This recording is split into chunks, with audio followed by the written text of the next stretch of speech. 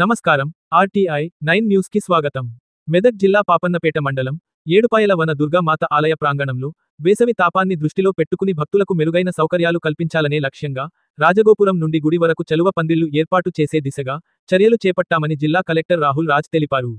బుధవారం క్షేత్రస్థాయి పర్యటనలో భాగంగా పాపన్నపేట మండలం ఏడుపాయల వనదుర్గా మాత అమ్మవారి ఆలయ ప్రాంగణాన్ని కలెక్టర్ సంబంధిత తహసీల్దార్, ఆలయ అర్చకులు, సంబంధిత అధికారులతో కలిసి పరిశీలించారు. దేవాలయ ప్రాంగణం అంతా కలియతిరిగి భక్తులు దర్శనానికి ఏ రోజు ఎంత మంది వస్తున్నారు, మంగళ, శుక్ర, ఆదివారం భక్తుల రద్దీ, సౌకర్యాల గురించి కలెక్టర్ ఆలయ నిర్వాహకులు, తహసీల్దార్ను స్వయంగా అడిగి తెలుసుకున్నారు.